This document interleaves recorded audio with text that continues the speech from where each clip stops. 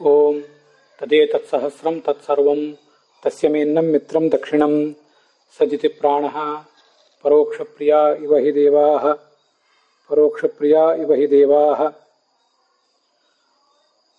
ಓಂ ಸತ್ಕರ್ತ್ರೇ ನಮಃ. ಓಂ ತುವಿನೃಂ ನ ಭೀಮಂ ಯಾಹಿ ಪ್ರಪಥ್ಯನ್ನವಸೋಪಮದ್ರಿಕ್ ಪ್ರಚ ಶ್ರುತಶ್ರಾವಯ ಚರ್ಷಣಿಭ್ಯಃ ಅಪೂರ್ವ್ಯಾ ಪುರುತಮಾನ್ಯಸ್ಮೈ.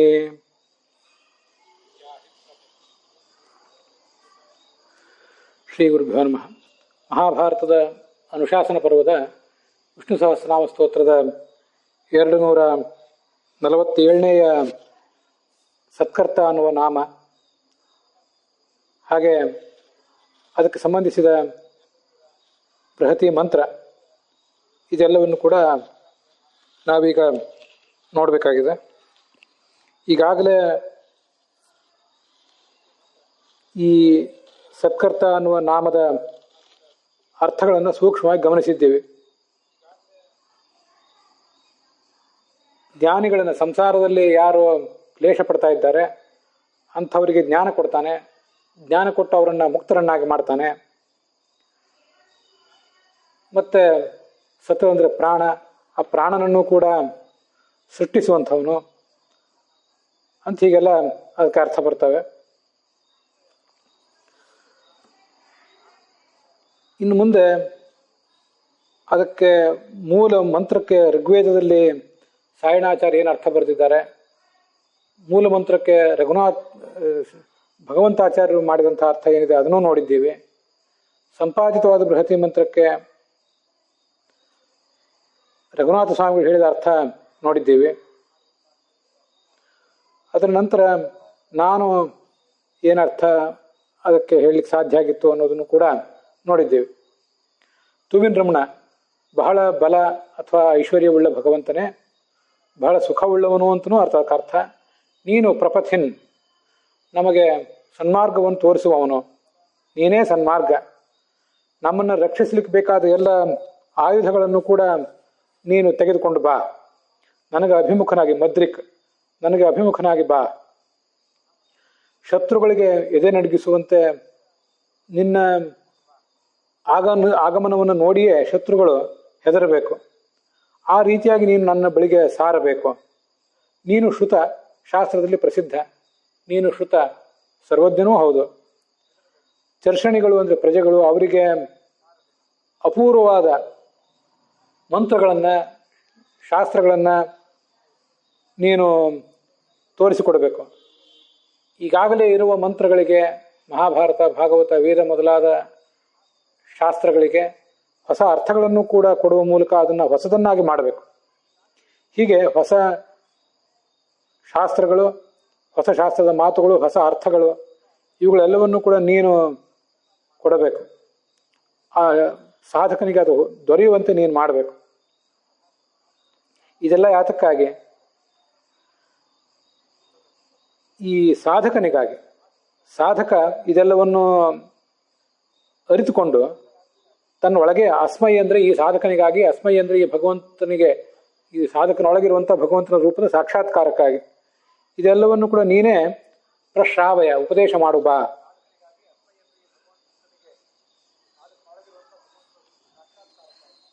ಅಂತಂದ್ರೆ ತಾತ್ಪರ್ಯ. ಹೀಗೆ ಆ ಮಂತ್ರದ ಅರ್ಥವನ್ನ ನಾವು ನೋಡಿದ್ದೀವಿ ಈಗಾಗಲೇ.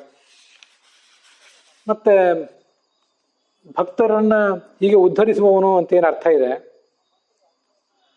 ಅದಕ್ಕೆ ಹೊಂದಿಕೊಂಡೇ ಈ ಬೃಹತಿ ಮಂತ್ರವೂ ಕೂಡ ಇದೆ. ಶ್ರುತಶ್ರಾವಯ ಚರ್ಷಣಿಭ್ಯ ಅಪೂರ್ವ್ಯ ಪುರುತಮಾನ್ಯಸ್ಮೈ ಅಂತ ಹೊಸ ಅರ್ಥವನ್ನು, ಹೊಸ ಶಬ್ದಗಳನ್ನು, ಹೊಸ ಅರ್ಥಗಳನ್ನು ಇವನಿಗೆ ನೀನು ತಿಳಿಸಬೇಕು, ಈ ಸಾಧಕನನ್ನು ಮೇಲೆತ್ತಬೇಕು ಅಂತ ಹೀಗಿದೆ. ಸತ್ಕರ್ತ ಅನ್ನುವಲ್ಲಿ ಸತ್ ಅಂದರೆ ಸಾಧಕರು ಅಂತ ಈಗಾಗಲೇ ತಿಳಿದಿದೆ ನಮಗೆ. ಆ ಸಾಧಕರನ್ನ ಸತ್ ಆಗಿ ಮಾಡುವವನು, ಕರ್ತ ಆಗಿ ಮಾಡುವವನು, ಅವರನ್ನು ಮೇಲೆತ್ತುವವನು ಅಂತ ಅದಕ್ಕೆ ಅರ್ಥ ಆಗ್ತದೆ. ಹೀಗೆ ಆ ಮಂತ್ರಕ್ಕೂ ನಾಮಕ್ಕೂ ಸಂಬಂಧ ಇದೆ. ಸಜ್ಜನರನ್ನ ಮುಕ್ತರನ್ನಾಗಿ ಮಾಡ್ತಾನೆ ಅಂತ ಬನ್ನಂಜ ಗೋವಿಂದಾಚಾರ್ಯ ಒಂದು ಅರ್ಥ ಹೇಳಿದ್ದಾರೆ. ಅದು ಕೂಡ ಪ್ರಪಥಿನ್, ಅಂತ ಈ ವೇದ ಮಂತ್ರದಲ್ಲಿ ವರ್ಣಿತ ಆಗಿದೆ. ಹೀಗೆ ಸತ್ಕರ್ತ ಅನ್ನುವ ನಾಮಕ್ಕೂ ಮತ್ತು ಈ ಮಂತ್ರಕ್ಕೂ ಇರುವಂತಹ ಸಂಬಂಧವನ್ನು ಕೂಡ ನೋಡಿದ್ದೇವೆ. ಇನ್ನು ಮುಂದೆ ಅದರ ಭಾವಾರ್ಥ ನೋಡಬೇಕು. ಭಗವಂತನೇ, ನೀನು ಪೂರ್ಣ ಬಲ, ಪೂರ್ಣೈಶ್ವರ್ಯ, ಪೂರ್ಣ ಸುಖನೂ ಹೌದು. ಮತ್ತು ಸಾಧಕರನ್ನ ಸದ್ಗತಿಗೆ ಒಯ್ಯುವಂಥ ಮಾರ್ಗವೂ ನೀನೇ, ಮಾರ್ಗದರ್ಶಕನೂ ನೀನೇ ಆಗಿದ್ದೆ. ನೀನೇ ಮಾರ್ಗ, ನಿನ್ನ ಆಶ್ರಯವನ್ನೇ ಪಡೆದು, ನಿನ್ನ ಮಾರ್ಗದರ್ಶನವನ್ನೇ ಪಡೆದು ಅವರನ್ನು ಮಾರ್ಗದಲ್ಲಿ ಮುನ್ನಡೆಸುವವನು ನೀನೇ. ಹಾಗೆ ನಿನ್ನಲ್ಲಿ ಕೂಡಿಸಿಕೊಂಡೆ.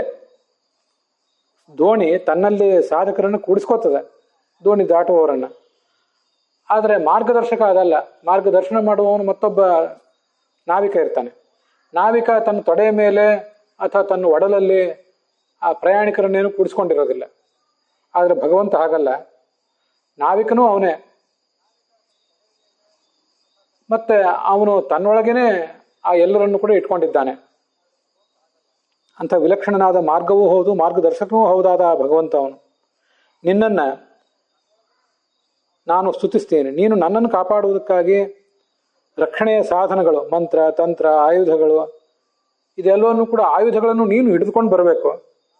ಮತ್ತು ನನಗೂ ಕೂಡ ಆ ಆಯುಧಗಳ ಸನ್ನದ್ಧತೆಯನ್ನು ನೀನು ಕೊಡಬೇಕು. ಅಂತಃಶತ್ರುಗಳನ್ನು, ಬಹಿಶತ್ರುಗಳನ್ನು ನಾನು ಗೆಲ್ಲಬೇಕಾಗಿದೆ. ಶತ್ರುಗಳಿಗೆ ಭಯ ಹುಟ್ಟಿಸುವಂತೆ, ಅವರ ಎದೆ ನಡುಗಿಸುವಂತೆ ನನ್ನ ಬಳಿಗೆ ಸಾರು ಬಾ ಭಗವಂತನೇ. ಅಲ್ಲದೆ ಎಲ್ಲವನ್ನೂ ಬಲ್ಲಂಥ ದೇವನೇ, ಶಾಸ್ತ್ರ ಪ್ರಸಿದ್ಧನಾದವನು ನೀನು. ಜ್ಞಾನಿಗಳಿಗೂ ಅಜ್ಞಾನಿಯಾದ ಈ ನನಗೂ ಕೂಡ ಹೊಸದಾದ ಅನೇಕ ಶಾಸ್ತ್ರದ ಮಾತುಗಳನ್ನು, ಅದರ ಅರ್ಥಗಳನ್ನು ಕೂಡ ಉಪದೇಶಿಸು. ಅದರಿಂದ ನನ್ನ ಒಳಗೆ ಇರುವಂಥ ನಿನ್ನ ರೂಪದ ಸಾಕ್ಷಾತ್ಕಾರ ಆಗಲಿ. ಇದೆಲ್ಲವನ್ನು ಕೂಡ ನೀನು ಮಾಡಬೇಕಾಗಿದೆ ಅಂತ ಅದರದ್ದು ಭಾವಾರ್ಥ. ಹೀಗೆ ಈ ಮಂತ್ರದ ಅನ್ವಯಾರ್ಥ ಮತ್ತು ಭಾವಾರ್ಥ ಇದನ್ನೆಲ್ಲ ಈಗ ನಾವು ನೋಡಿದ್ದೀವಿ. ಇನ್ನು ಮುಂದೆ ಈ ಸತ್ಕರ್ತ ಅನ್ನುವುದಕ್ಕೆ ಸಂಬಂಧಪಟ್ಟಂತೆ ಉಲ್ಲೇಖಗಳು ನಮ್ಮ ಗುರುಗಳು ಸಗವಿ ರಾಘವೇಂದ್ರಾಚಾರ್ಯರು ಬೇರೆ ಬೇರೆ ಕಡೆಯಿಂದ ಸಂಗ್ರಹಿಸಿದ್ದೇನಿದೆ ಅದನ್ನು ಈಗ ನೋಡೋಣ. ಸತ್ಕರ್ತ ಅಂದರೆ ಸ್ವತಂತ್ರ ಕರ್ತ ಅಂತ ಕೂಡ ಒಂದು ಅರ್ಥ ಇದೆ. ಭಾಗವತ ತಾತ್ಪರ್ಯದಲ್ಲಿ ಅದನ್ನು ವರ್ಣನೆ ಮಾಡ್ತಾರೆ. ಅಸತ್ಕರ್ತ ತು ಜೀವಸ್ಯಾತ್ ಸತ್ಕರ್ತ ಪರಮೇಶ್ವರ ಅಂತ ಶಬ್ದ ನಿರ್ಣಯವೊಂದನ್ನು ಉಲ್ಲೇಖ ಮಾಡ್ತಾರೆ. ಅದರಿಂದ ಭಗವಂತ ಸತ್ಕರ್ತ ಅಂದರೆ ಅವನು ಸ್ವತಂತ್ರನಾದ ಕರ್ತ ಅಂತ ಅರ್ಥ. ಎಲ್ಲವನ್ನೂ, ಈ ಎಲ್ಲ ಕೆಲಸಗಳನ್ನು ಸಂಸಾರದಲ್ಲಿ ಬಿದ್ದ ಜೀವರಿಗೆ ಜ್ಞಾನ ಕೊಟ್ಟು ಅವರಿಗೆ ಮುಕ್ತಿಯನ್ನು ಕೊಟ್ಟು ಮುಕ್ತಿಯಲ್ಲಿ ಸುಖವನ್ನು ಕೊಡುವ ಈ ಎಲ್ಲ ಕೆಲಸಗಳನ್ನು ಅವನು ಸ್ವತಂತ್ರವಾಗಿ ಮಾಡ್ತಾನೆ. ಅದಲ್ಲದೆ ಉತ್ಪತ್ತಿ, ಸ್ಥಿತಿ, ಸಂಹಾರ, ನಿಯತಿ, ಜ್ಞಾನ, ಆವೃತ್ತಿ, ಬಂಧ, ಮೋಕ್ಷ ಇವೆಲ್ಲವನ್ನೂ ಕೂಡ ಅವನು ಸ್ವತಂತ್ರನಾಗೇ ಮಾಡ್ತಾನೆ. ಆದ್ರಿಂದಲೇ ಜನ್ಮಾದ್ಯಸೇತಃ ಅನ್ನುವ ಸೂತ್ರದ ಭಾಷ್ಯದಲ್ಲಿ ಆಚಾರ್ಯರು ಸ್ಕಂದ ಪುರಾಣದ ಮಾತೆಯನ್ನು ಹೇಳ್ತಾರೆ. ಉತ್ಪತ್ತಿ ಸ್ಥಿತಿ ಸಂಹಾರ ನಿಯತಿ ಜ್ಞಾನಮಾವೃತಿ ಬಂಧ ಮೋಕ್ಷೌ ಚ ಪುರುಷಾದ್ಯಸ್ಮಾತ್ ಸ ಹರಿರೇಕರಾಟ್. ಏಕರಾಟ್ ಅಂದ್ರೆ ಸ್ವತಂತ್ರನಾದ ಭಗವಂತ ಇವೆಲ್ಲವನ್ನು ಮಾಡ್ತಾನೆ ಅಂತ ಅಲ್ಲಿ ಹೇಳಿದ್ದಾರೆ. ಏಕರಾಟ್ ಅಂದರೆ ಸ್ವತಂತ್ರ ಅಂತ ಅರ್ಥ. ಸತ್ಕರ್ತ ಅಂತನೂ ಶಬ್ದಕ್ಕೂ ಕೂಡ ಅದೇ ಅರ್ಥ. ನಿಜವಾದ ಕರ್ತ ಅವನೇ. ಕರ್ಮಣ್ಯ ಅಕರ್ಮಯ ಪಶ್ಯೇತ್ ಅಕರ್ಮಣಿ ಚ ಕರ್ಮಯ ಅಂತ ಭಗವದ್ಗೀತೆ ಕೂಡ ಅದನ್ನೇ ಹೇಳಿರೋದು. ನಾವು ವಾಸ್ತವಿಕವಾಗಿ ಕರ್ಮ ಮಾಡುವ ಶಕ್ತಿಯೇ ಇಲ್ಲದೆ ಇದ್ದವರು. ತತ್ರೈವಂಸತಿ ಕರ್ತಾರಂ ಆತ್ಮಾನಂ ಕೇವಲಂ ತ್ವಯಃ. ಸ್ವತಂತ್ರವಾಗಿ ಕರ್ಮವನ್ನು ಮಾಡುವ ಶಕ್ತಿ ಇಲ್ಲದೆ ಇದ್ದವರು ನಾವು. ಭಗವಂತ ಒಬ್ಬನೇ ಸ್ವತಂತ್ರವಾಗಿ ಕರ್ಮವನ್ನು ಮಾಡುವ ಶಕ್ತಿ ಇದ್ದವನು.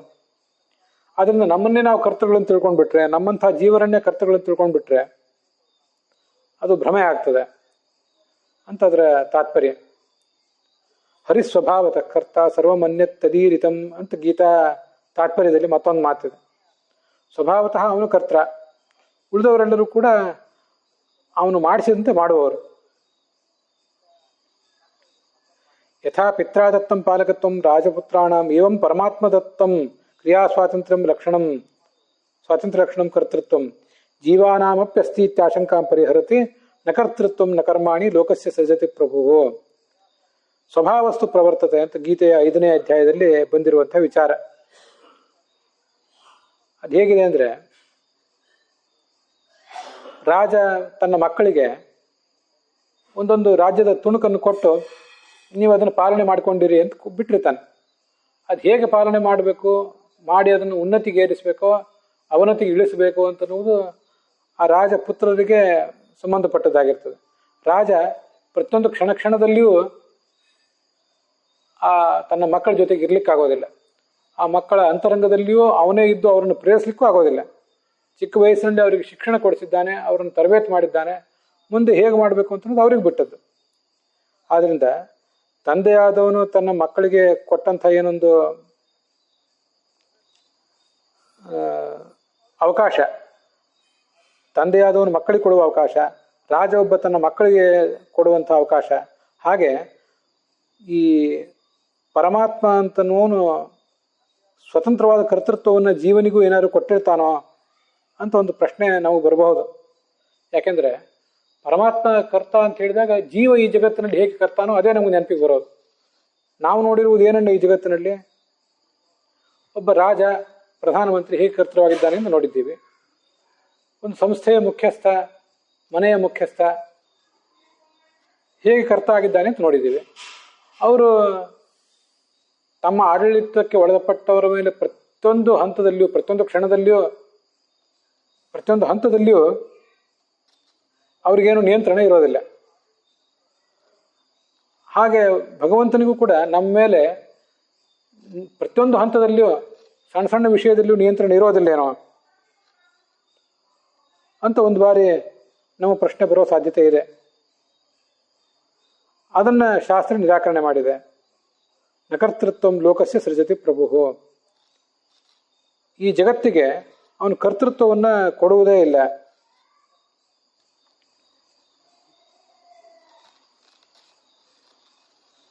ಅವನೇ ಒಬ್ಬ ಪೂರ್ಣವಾಗಿ ಸ್ವತಂತ್ರವಾಗಿ ಕರ್ತ. ಸ್ವಯಮೇವ ಭವತಿ ಭಾವಯತಿ ಇತಿ ಸ್ವಭಾವ. ತಾನೇ ಸ್ವತಂತ್ರನಾಗಿರುವವನು, ಅವನೇ ಭಗವಂತನೇ ಸ್ವಭಾವ ಅಂತ ಕರೆಸ್ಕೊಂಡಿದ್ದಾನೆ. ಅವನೊಬ್ಬನೇ ಕೆಲಸ ಮಾಡುವವನು. ನರತೆ ತತ್ಕ್ರಿಯತೆ ಕಿಂಚನಾರೆ ಅಂತ ಋಗ್ವೇದವು ಕೂಡ ಅವನೊಬ್ಬನನ್ನೇ ಕರ್ತ ಅಂತ ವರ್ಣನೆ ಮಾಡಿದೆ. ತವ ಪುರುಷ ವದಂತಿ ಅಖಿಲ ಶಕ್ತಿ ಧೃತಃ ಸ್ವಕೃತಂ. ಭಾಗವತದಲ್ಲೂ ಕೂಡ ಅದು ಬಂದಿದೆ, ಶ್ರುತಿಗೀತಾ ಸಂದರ್ಭದಲ್ಲಿ. ಭಗವಂತನೇ ಎಲ್ಲ ಶಕ್ತಿಗಳು ನಿನ್ನಲ್ಲಿವೆ, ನೀನು ಸ್ವತಂತ್ರ ಕರ್ತ ಅಂತಲೇ ಎಲ್ಲರೂ ನಿನ್ನನ್ನು ಸ್ತುತಿಸ್ತಾರೆ. ತಸ್ಮಾತ್ ಸರ್ವಂ ತವ ಸ್ವಕೃತಮೇವ ಇತಿ ವದಂತಿ. ಸತಾಂ ಸಮೀಚೀನ ಕರ್ಮಣಾಂ ಕರ್ತ ಸತ್ಕರ್ತ. ಸತ್ಕರ್ತ ಅಂದರೆ ಯಾವತ್ತೂ ಕೂಡ ಸಮೀಚೀನವಾದ ಕರ್ಮಗಳನ್ನೇ ಮಾಡುವವನು, ದುಷ್ಟ ಕರ್ಮಗಳನ್ನು ಮಾಡದೇ ಇರುವವನು. ಇದು ಮತ್ತೊಂದರ್ಥ. ತ್ವಮಗ್ನೇ ಮನವೇ ದ್ಯಾಮ ವಾಷಯ ಪುರೂರವಸೆ ಸುಕೃತೆ ಸುಕೃತ್ತರ ಅಂತ ಋಗ್ವೇದದಲ್ಲಿ ಮತ್ತೊಂದು ಮಾತು ಕೂಡ ಬಂದಿದೆ. ಅಗ್ನ್ಯಂತರ್ಗತನಾದ ಅಗ್ನಿಶಬ್ದವಾಚ್ಯನಾದ ಭಗವಂತನನ್ನ ಹೀಗೆ ಸ್ತೋತ್ರ ಮಾಡುವ ಪ್ರಸಂಗ ಅದು. ಸತ್ಕರ್ಮಗಳನ್ನು ನೀನು ಮಾಡುವವನು, ಮತ್ತು ಸತ್ಕರ್ಮಗಳನ್ನು ಮಾಡುವಂಥ ಎಲ್ಲ ದೇವತೆಗಳಿಗೆ ಅವರವರ ಅಧಿಕಾರವನ್ನು ಕೊಟ್ಟವನು, ಅವರಿಗೆ ಜ್ಞಾನವನ್ನು ಕೊಟ್ಟವನು ಅಂತ ಅದರ ತಾತ್ಪರ್ಯ.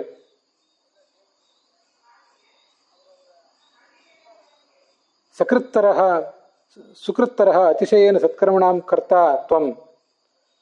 ಮತ್ತು ಅವನು ನಮ್ಮ ಒಳಗೆ ನಿಂತು ಎಲ್ಲವನ್ನು ಪೂಜಿಸುವವನು ಅವನೇ. ಸತ್ಕರೋತಿ ಪೂಜೆಯತಿ ಇತಿ ಸತ್ಕರ್ತ. ನಾವೇನು ಪೂಜೆ ಮಾಡೋರಿದ್ದೀವಿ, ನಮ್ಮ ಒಳಗೆ ನಿಂತು ಇದನ್ನೆಲ್ಲ ಮಾಡಿಸುವವನು ಅವನೇ ಭಗವಂತನೇ ಆಗಿದ್ದಾನೆ.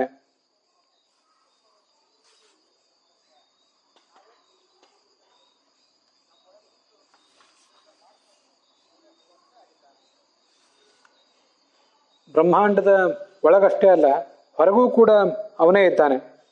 ಹೀಗೆ ಬ್ರಹ್ಮಾಂಡದ ಒಳಗೂ ಹೊರಗೂ ಅವನೇ ಇದ್ದು ಈ ರಮಾ ಬ್ರಹ್ಮ ಮೊದಲಾದ ಸಚೇತನರು ಅವ್ರ ಮೂಲಕನೂ ಕರ್ಮಗಳನ್ನು ಮಾಡಿಸ್ತಾನೆ.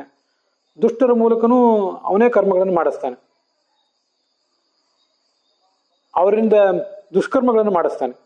ಶ್ರೀ ಬ್ರಹ್ಮರುದ್ರ ಪೂರ್ವೇಶು ಕ್ರಮಾತ್ ಸ್ಥಿತ್ವ ಜನಾರ್ದನ ಸ್ವಾತ್ಮಾನಂ ಅರ್ಚಯತ್ಯದ್ಧ ಬಹಿರಂತರಸತ್ಸು ಚ ಅಸತಾ ಮಧಮಾಚಾರೋ ಹರಿದೃಷ್ಟ್ಯ ಆತ್ಮಪೂಜನಂ ತಸ್ಯಾಧೋ ಗಮನಾಯೇತಿ ಶ್ರುತಿ ಆಹ ಅಖಿಲ ಕ್ರಿಯಂ. ದುಷ್ಟರು ಸತ್ಕರ್ಮ ದುಷ್ಟಕರ್ಮಗಳನ್ನು ಮಾಡ್ತಾರೆ, ಸಜ್ಜನರು ಸತ್ಕರ್ಮಗಳನ್ನು ಮಾಡ್ತಾರೆ. ಅವೆರಡೂ ಭಗವಂತನ ಪೂಜೆ. ಸಜ್ಜನರು ಸತ್ಕರ್ಮಗಳನ್ನು ಮಾಡುವಾಗ ಅದು ಭಗವಂತನ ಪೂಜೆ ಅಂತ ಅವ್ರಿಗೆ ಗೊತ್ತಿರ್ತದೆ. ಆದರೆ ಅಸಜ್ಜನರಿಗೆ ಮಾತ್ರ ತಾವು ಭಗವಂತನ ಪೂಜೆ ಮಾಡ್ತಿದ್ದೀವಿ ಅಂತ ಗೊತ್ತಿಲ್ಲದೆ ಹೋದ್ರು ಹರಿದೃಷ್ಟ್ಯ ಆತ್ಮಪೂಜನಂ, ಅದೆಲ್ಲವೂ ಭಗವಂತನ ದೃಷ್ಟಿಯಿಂದ ಅದು ಭಗವಂತನ ಪೂಜೆಯೇ. ಒಳಗೆ ನಿಂತು ಅವನೇ ಮಾಡುವವನು. ಆದ್ದರಿಂದ ಎಲ್ಲ ಕೆಲಸಗಳು ಕೂಡ ನಡೀತವೆ. ಹೇ ಜೀವಗಣಾನಾಂಪತೆ ಜೀವಸ್ಯ ಇಂದ್ರಿಯ ಗಣೇಶು ನಿಶುಸೀದ ನಿಯಾಮಕತೆಯ ಸುಖೇನ ಸೀದ. ನಿಶುಸೀದ ಅಂದರೆ ಒಳಗೆ ನಿಯಾಮಕನಾಗಿ ಬಂದು ಕೂತ್ಕೋಬಾ ಭಗವಂತನೇ ಅಂತ ಆ ನಿಶುಸೀದ ಗಣಪತಿ ಅನ್ನುವ ಮಾತಿಗೆ ಅರ್ಥ. ಮುಂದೆ ಆ ಭಗವಂತ ಮಹತಿ ಮಹೀಯಸೆ, ಅವನು ತಾನು ಎಲ್ಲ ಕೆಲಸಗಳನ್ನು ಮಾಡ್ತಾನೆ, ಇನ್ನೊಬ್ಬರಿಂದ ಕೆಲಸಗಳನ್ನು ಕೂಡ ಅವನೇ ಮಾಡಿಸ್ತಾನೆ. ಪೂಜಿಸುವವನು ನೀನೇ, ಪೂಜಿಸಿಕೊಳ್ಳಲ್ಪಡುವವನು ನೀನೇ. ಭಕ್ತರಿಂದ ಪೂಜಿಸಿಕೊಳ್ಳಲ್ಪಡುವವನು ನೀನು. ಆದರೆ ಆ ಭಕ್ತರು ನಿನ್ನನ್ನು ಪೂಜಿಸಬೇಕಾದ್ರೆ ಅವರೊಳಗೆ ನಿಂತು ನೀನೇ ಪೂಜಿಸಬೇಕು. ಹಾಗೆ ಮಾಡಿದಾಗಲೇ ಅದು. ಸ್ವವಂದನಂ ಯಥಾ ಪಿತ್ರ ಕಾರಿತಂ ಶಿಶುಕರ್ತೃಕಂ ಏವಂ ಪೂಜಾ ವಿಷ್ಣುಧೀನ ಭವೇದ್ ಜೀವಕೃತ ಇತ್ಯಪಿ ಅಂತ ಗೀತಾ ತಾತ್ಪರ್ಯದಲ್ಲಿ 5ನೇ ಅಧ್ಯಾಯದಲ್ಲಿ ಬರುವಂಥ ಒಂದು ಮಾತು. ತಂದೆ ಒಬ್ಬ ತನ್ನ ಮಗುವಿಗೆ ನಮಸ್ಕಾರ ಮಾಡುವಂತ ಹೇಳಿ ಮಾಡಿಸ್ಕೋತಾನೆ. ಇಲ್ಲದೆ ಹೋದ್ರೆ ಆ ಮಗುವಿಗೆ ನಮಸ್ಕಾರ ಮಾಡಬೇಕು ಅನ್ನೋ ಎಚ್ಚರವೂ ಇರೋದಿಲ್ಲ. ಇವನು ಹೇಳಿದಾಗ ಅದು ಮಾಡ್ತದಷ್ಟೆ. ಹಾಗೆ ಭಗವಂತ ನಮಗೆ ಪ್ರೇರಣೆ ಮಾಡಿದಾಗ ನಾವು ಪೂಜೆ ಮಾಡ್ತೀವಿ. ನಮಸ್ಕಾರ ಹೇಗೆ ಮಾಡಬೇಕು ಅನ್ನೋದನ್ನು ಬಗ್ಗೆ ಮಾಡಲಿ ತೋರಿಸ್ಬೇಕಾಗ್ತದೆ. ಅವನು ಮೊದಲು ನಮಸ್ಕಾರ ಮಾಡಬೇಕು ಹೇಗೆ ಅನ್ನೋದನ್ನ ನೆಲಕ್ಕೆ ಹಣೆ ಮಣಿದು ನಮಸ್ಕಾರ ಮಾಡುವ ರೀತಿಯನ್ನು ಅವನು ತೋರಿಸ್ಬೇಕಾಗ್ತದೆ. ಅದು ಅಭ್ಯಾಸ ಆದಮೇಲೆ ಕೆಲವು ಬಾರಿ ಅದಕ್ಕೆ ಕೇವಲ ಬಾಯಿ ಮಾತಿನ ಮೂಲಕ ನಿರ್ದೇಶನ ಕೊಟ್ಟು ಅದು ಮಾಡ್ತಾ ಹೋಗ್ತದೆ ಮಗು. ಹೀಗೆ ಪ್ರತಿಯೊಂದು ಹಂತದಲ್ಲೂ ಭಗವಂತ ನಮ್ಮನ್ನ ಪ್ರೇರಿಸ್ಬೇಕಾಗ್ತದೆ. ಅವನೇ ಅವನ ಪಾತ್ರವೇ ಬಹಳ ಪ್ರಧಾನ ಅಂತ ಅದರ ತಾತ್ಪರ್ಯ.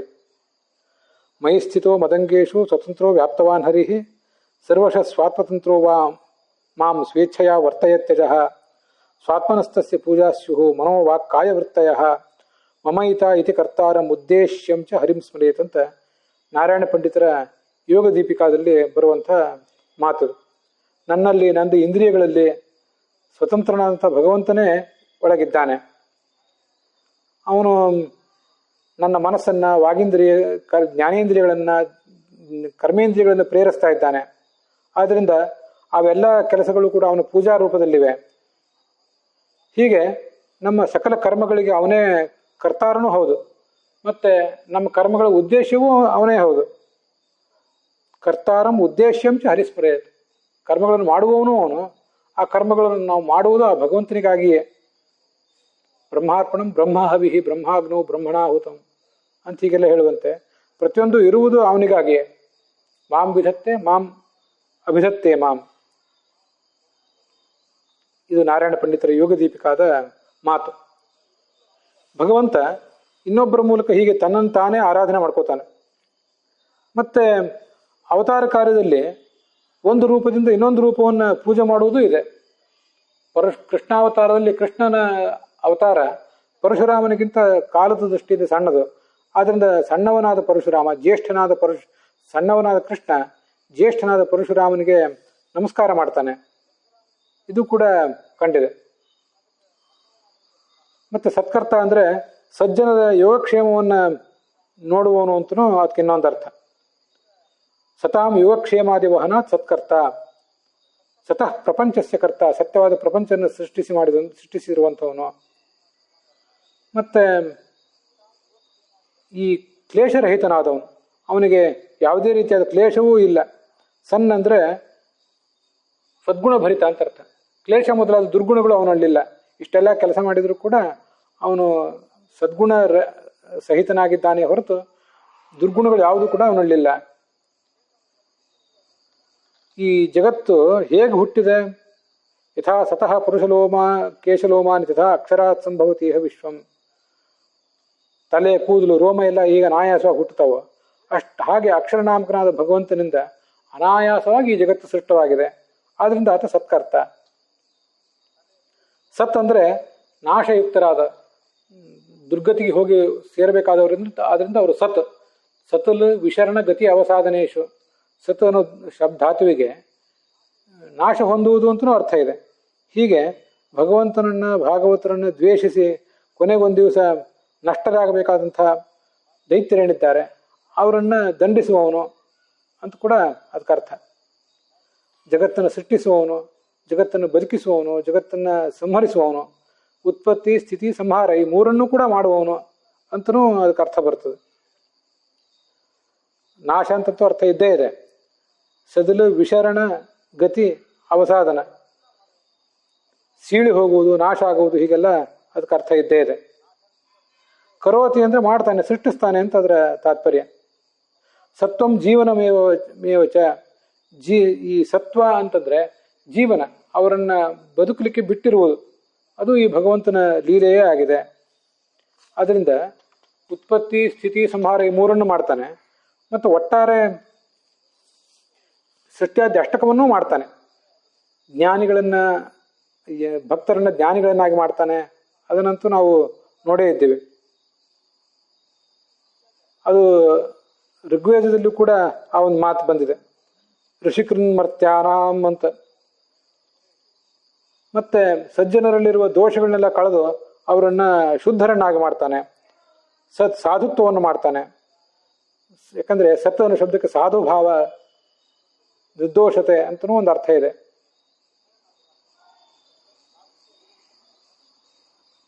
ಈ ಜೀವ ಸಮೂಹದಲ್ಲಿ ಮುಖ್ಯ ಪ್ರಾಣ ಪರಿಪೂರ್ಣನಾದವನು, ಆದ್ದರಿಂದ ಅವನನ್ನು ಸನ್ ಅಂತಂತಾರೆ. ವಾಯು ಸದಿತ್ ಸಂಪ್ರೋಕ್ತೋ ಜೀವೇಶು ತೂತು ಸುಪೂರ್ಣತಃ, ಜೀವರಲ್ಲಿ ಅತ್ಯಂತ ಪೂರ್ಣನಾದವನು ವಾಯು, ಅವನಿಗೆ ಸೃಷ್ಟಿಯಾದಿಗಳನ್ನು ಮಾಡುವವನು ಅಂತ ಇನ್ನೊಂದು ಅರ್ಥ. ಈ ಸತ್ ಅಂದರೆ ಪೃಥ್ವಿ ಅಪ ತೇಜಸ್ಸು, ಈ ಮೂರು ವ್ಯಕ್ತವಾದದ್ದು, ಅವುಗಳನ್ನು ಸೃಷ್ಟಿಸುವಂಥವನು. ಮತ್ತೆ ಪ್ರತಿಯೊಂದು ಶಕ್ತಿಗೂ ಕೂಡ ಆಯಾ ಕಾರ್ಯವನ್ನು ಮಾಡುವ ಶಕ್ತಿಯನ್ನು ಕೊಡುವಂಥವನು ಭಗವಂತನೇ. ತತ್ರ ತಸ್ಥಿತೋ ವಿಷ್ಣು ತತ್ತಚ್ಛಕ್ತಿ ಶಕ್ತಿ ಪ್ರಬೋದಯನ್ ಏಕ ಏವ ಮಹಾಶಕ್ತಿ ಕುರುತೆ ಸರ್ವಮಂಜಸ ಅಂತ ವಾಮನ ಪುರಾಣದ ಮಾತು. ಅದರೊಳಗೆ ಸತ ಆಗಿರುವಂಥ ಶಕ್ತಿಯನ್ನು ಹೊರಹಾಕಿ ಅದ್ರ ಮೂಲಕ ಕೆಲಸವನ್ನು ಮಾಡಿಸುವವನು ಈ ಭಗವಂತನೇ. ಹೀಗೆ ಸತ್ಕರ್ತ ಅಂದರೆ ಜಗತ್ತಿನ ಎಲ್ಲ ಆಗು ಹೋಗುಗಳು ಇದರಲ್ಲಿ ಸೇರಿ ಹೋಗಿವೆ, ಅವುಗಳೆಲ್ಲವನ್ನೂ ಅವನು ಮಾಡುವನಾದ್ರಿಂದ ಭಗವಂತ ಸತ್ಕರ್ತ. ನಿತ್ಯ ಮುಕ್ತರಾದ ಲಕ್ಷ್ಮೀದೇವಿಗೆ, ಮತ್ತೆ ಭಕ್ತರಾದ ಬ್ರಹ್ಮಾದಿಗಳಿಗೆ, ಅಭಕ್ತರಾದ ಕಲಿ ಮೊದಲಾದವರಿಗೆ, ಮತ್ತೆ ತಾನು ಭಗವಂತ ಸನ್, ಅವನು ತಾನೇ ತಾನಾಗಿ ಮಾಡುವ ತನ್ನ ಕ್ರಿಯೆಗಳು, ಲಕ್ಷ್ಮೀದೇವಿಯ ಕ್ರಿಯೆಗಳು, ಬ್ರಹ್ಮಾದಿ ಭಕ್ತರ ಕ್ರಿಯೆಗಳು, ಕಲ್ಯಾದಿ ದುರ್ಜನರ ಕ್ರಿಯೆಗಳು, ಇವೆಲ್ಲವೂ ಕೂಡ ಅವನಿಂದಲೇ ನಡೆಯುವವು. ಅದು ಸತ್ಕರ್ತ ಅನ್ನೋ ಅರ್ಥ, ಅನ್ನೋ ಶಬ್ದ ನಮಗೆ ಅದೆಲ್ಲವನ್ನು ತಿಳಿಸ್ತದೆ. ಲಕ್ಷಾಲಂಕಾರದಲ್ಲಿ ಸತ್ಕರ್ತ ಅನ್ನೋ ಶಬ್ದಕ್ಕೆ ಏನು ಅರ್ಥವೂ ಕೂಡ ಹೇಳಿಲ್ಲ ವಾದಿರಾಡಿ ಸ್ವಾಮಿಗಳು. ಸತ್ಕರ್ತ ಅಂದರೆ ಒಳ್ಳೆಯದನ್ನು ಮಾಡುವವನು, ಭಕ್ತರನ್ನೂ ಪೂಜಿಸುವವನು ಅಂತ ಶಾಂಕರ ಭಾಷ್ಯದಲ್ಲಿ ಒಂದು ಅರ್ಥ ಹೇಳಿದ್ದಾರೆ. ಅವನು ತನ್ನ ಅವತಾರಗಳಲ್ಲಿ ಹೇಗೆ ನಡ್ಕೋಬೇಕು ಅಂತ ತೋರಿಸ್ಲಿಕ್ಕಾಗಿ ತನ್ನ ಭಕ್ತರನ್ನೂ ಪೂಜಿಸ್ತಾ ಇದ್ದ.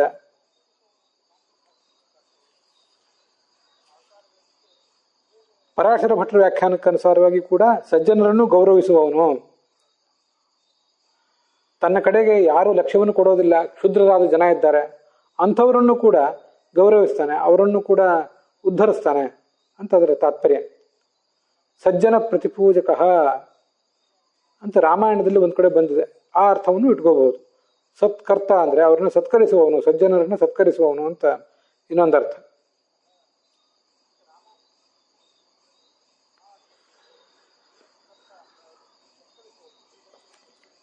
ಸತ್ಕರ್ತ ಯಸ್ಸ ವಿಜ್ಞೇಯ ಸಜ್ಜನ ಪ್ರತಿಪೂಜಕ, ಇದು ಪರಾಶರ ಭಟ್ಟರ ವ್ಯಾಖ್ಯಾನ. ಸತ್ಯಸಂಧ ಸ್ವಾಮಿಗಳ ವ್ಯಾಖ್ಯಾನಕ್ಕನುಸಾರವಾಗಿ ಕ್ಲೇಶಾದಿಗಳಿಂದ ರಹಿತನಾದಂಥ ಕರ್ತ ಅವನು. ಕ್ಲೇಶಾದಿಗಳು ಅವನಿಗೆ ಯಾವತ್ತೂ ಕೂಡ ಇಲ್ಲ.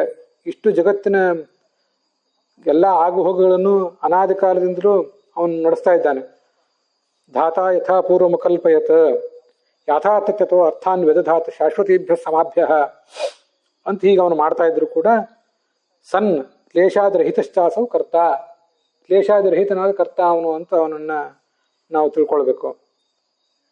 ಸತಃ ಸತ್ಯಸ್ಯ ಜಗತಃ ಕರ್ತ ಇತಿವ, ಸತ್ಯವಾದ ಜಗತ್ತಿನಿಗೆ ಅವನು ಕರ್ತ ಆಗಿದ್ದಾನೆ.